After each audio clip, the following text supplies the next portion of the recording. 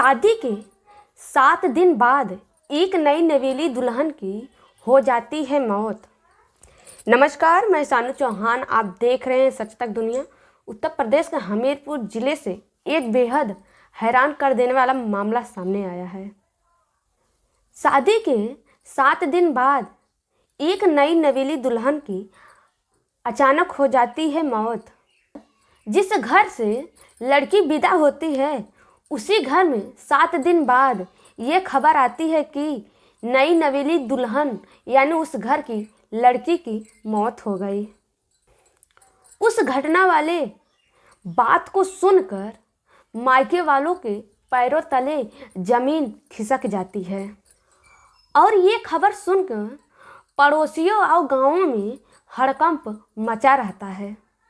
और पड़ोसियों में ये भी बात होती है कि अभी 7 दिन पहले उस लड़की की जो 32 साल की है उस लड़की की विदाई हुई थी और अचानक उसके ससुराल में क्या हो जाता है कि उस नई नवेली दुल्हन लड़की की मौत हो जाती है।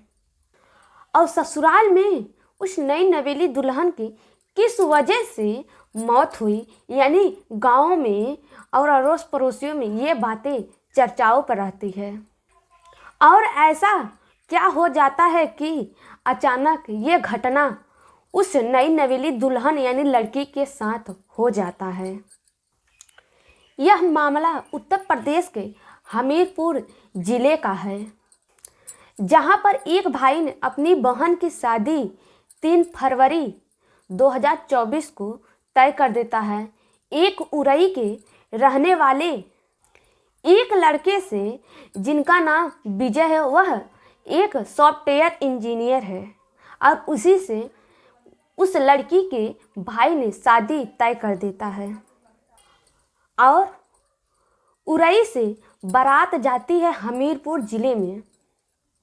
बड़ी ही धूमधाम से बारात की तैयारी की जाती है और बारात भी हमीरपुर के ज़िले में आ जाती है। नात रिश्तेदार भी उसमें शामिल होते हैं और बड़े ही धूमधाम से शादी समारोह की जाती है।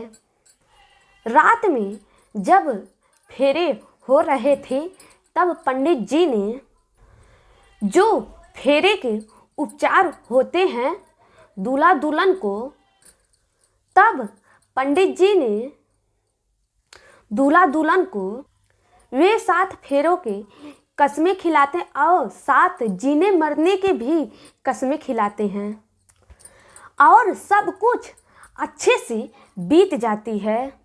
जो शादी की रस्में होती है वो बड़े ही कुशल मंगल से यानी वो शादी की रस्में सब बीत जाती।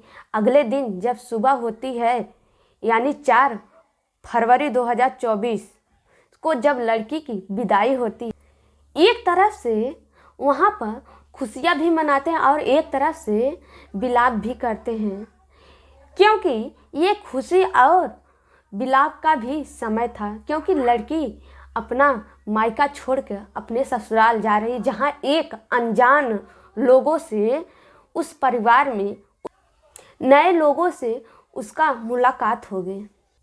लड़की के भाई जो भाभी हैं वही सब कुछ करते हैं, क्योंकि लड़की के माता पिता नहीं रहते हैं, उसके माता पिता की मौत हो जाती है।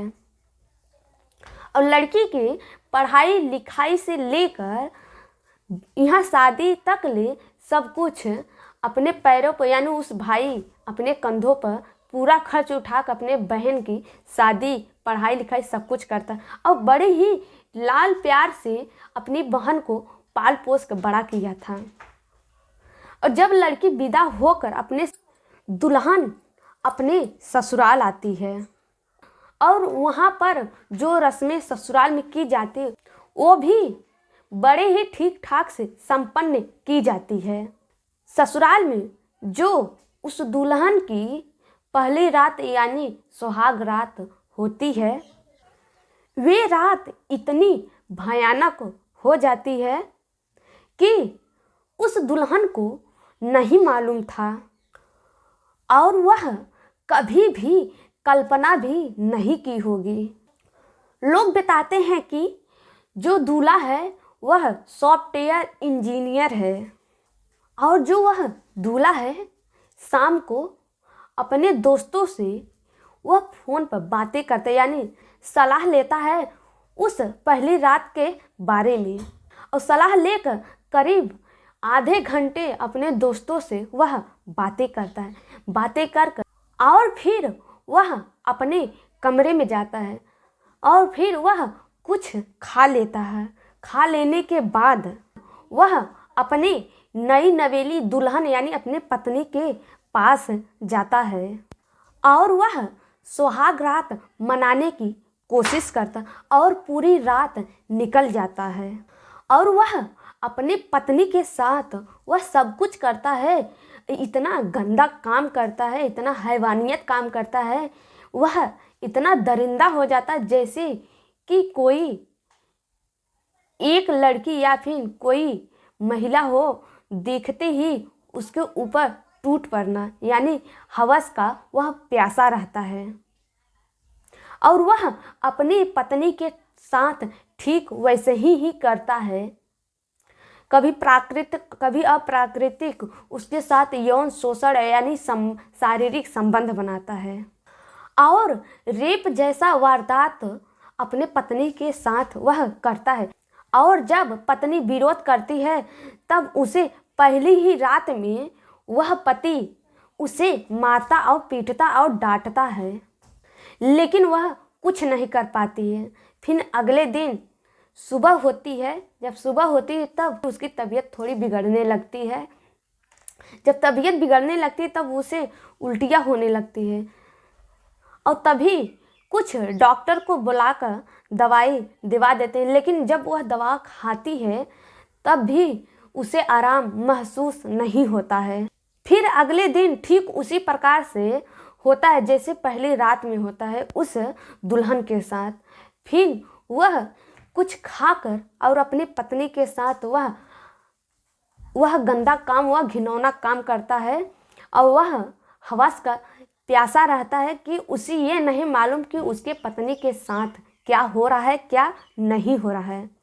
ऐसे 2 दिन 3 दिन लगातार वह करता और तीसरे दिन उस दुल्हन की तबीयत अचानक ज़्यादा खराब हो जाती है और उसे यह समझ में नहीं आता है और उसके साथ उल्टियाँ उस दुल्हन के साथ होता रहता है और उसे बहुत ज़्यादा उल्टियाँ होने लगती है और वह परेशान रहती, सोचती है कि मैं ये बात किसे बताऊं और किसे नहीं बताऊं, क्योंकि वह एक नई नवेली दुल्हन रहती है और वह कुछ सोचती है कि मैं ये बताऊंगा लोग क्या सोचेंगे कि अपने ही पति के बारे में यह दुल्हन या फिर यह लड़की कह रही है। तब वह नहीं कुछ कहती, लेकिन दवा जब खाते हैं लेकिन आराम शरीर को नहीं मिलता है और उस दुल्हन के साथ प्राकृतिक अप्राकृतिक घिनौना काम करता है। दूल्हा शक्तिवर्धक गोली खाकर अपनी ही पत्नी के साथ प्राकृतिक अप्राकृतिक यौन शोषण करता है और वह शारीरिक संबंध बनाने की कोशिश करता है, यानी उस अपनी ही पत्नी के साथ जबरदस्ती वह करता है और वह दूल्हा अपना हवस बुझाता है। उसे ये नहीं मालूम कि मेरी ही पत्नी के साथ क्या हो रहा है क्या नहीं हो रहा है और नई नवेली दुल्हन यानी उस दूल्हे की पत्नी की हालत बिगड़ जाती है बहुत ज़्यादा। और तीसरे ही दिन वह दुल्हन अपने जेठानी से कहती है कि मेरा तबीयत बहुत ज़्यादा ख़राब है और मैं दवा खा रही हूँ लेकिन मुझे आराम नहीं मिल रहा है और मेरे साथ क्या हो रहा है मुझे खुद भी नहीं मालूम और मेरे उल्टियाँ हो रही है वह पटा भी नहीं रहा है। तब जेठानी ने दुल्हन के यानी लड़की के मायके वालों को फ़ोन करते कहती है कि तुम्हारी बहन की तबीयत बहुत ज़्यादा बिगड़ गई है। कहती है कि आकर अपने बहन को लेकर जाओ और इसे एक अच्छे डॉक्टर से जांच या इलाज करवाओ। जब ये बात दुल्हन के भाई और भाभी सुनते हैं तब वे लोग सोचते हैं कि अभी 2-3 दिन हुआ मैं इसे विदा किया, तब अचानक मेरे बहन के साथ क्या हो गया। और उन्हें 1-2 दिन लग जाता है आने में, क्योंकि वो लोग एक रिश्तेदार के यहाँ वैवाहिक शादी अटेंड करने गए थे कानपुर में, और कानपुर से 1-2 दिन लग जाते हैं आने में। तब भाई 7 फरवरी को बहन के ससुराल आता है और बहन को देखता है कि उसकी तबीयत बहुत ज़्यादा खराब हो जाता है। तब वह लेकर सीधा कानपुर के लिए लेकर जाता और कानपुर में एक प्राइवेट नर्सिंग होम हॉस्पिटल में भर्ती कराता है।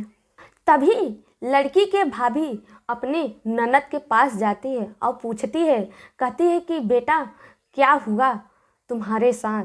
तब वह दुल्हन अपने भाभी से बताती है कि मेरे पति मेरे साथ शारीरिक संबंध बना रहे थे और कुछ गोलियां खाकर, यानी शक्तिवर्धक गोलियां खाकर उस दुल्हन के साथ, यानी उस लड़की के साथ प्राकृतिक अप्राकृतिक उसके साथ यौन शोषण वह दूल्हा करता है। और वह अपने भाभी से सारी बातें बता देती है। और डॉक्टर ने 8 फरवरी 2024 को इलाज करना शुरू कर देते हैं। और डॉक्टर भी ये नहीं समझ पाते आखिर इस लड़की के साथ हो क्या रहा है, इस लड़की की तबीयत में सुधार क्यों नहीं आ रहा, क्योंकि उसका दिन पे दिन उस लड़की की तबीयत बिगड़ता ही जा रहा था। तभी 10 फरवरी 2024 को दुल्हन यानी वह लड़की दम तोड़ दिया, यानी मर जाती है। उस घर के परिवार लोगों का रो रो कर बुरा हाल है और आसपास के लोगों ने तरह तरह की बातें भी बना रहे, कह रहे हैं कि अभी लड़की के 3-4 फरवरी की विदाई हुई और फिर उस लड़की के साथ अचानक क्या हुआ कि उस लड़की की 10 फरवरी 2024 की मौत हो गई, क्योंकि लड़की बिन माँ बाप के थी और लड़की बड़ी अभागी थी कि उसके माँ बाप भी नहीं थे। और जब वह विदा होकर अपने ससुराल गई तो सिर्फ 7 ही दिन वहाँ पर रही। और वहीं पर दूल्हा दावा कर रहा है कि वो लोग अपनी बीमारी बहन की शादी मुझसे करवा दिए, यानी झूठ बातें कहकर अपनी बहन की शादी मुझसे करवा देते हैं और मैं इसके साथ वे कुछ भी नहीं किया जो वो लोग मुझ पर इल्ज़ाम लगा रहे हैं। एक पढ़ा लिखा व्यक्ति ऐसा कदम नहीं कर सकता कि वह अपनी ही पत्नी को हवस बना ले, अपने हवस बुझाने के लिए अपनी ही पत्नी को वह नहीं छोड़ता।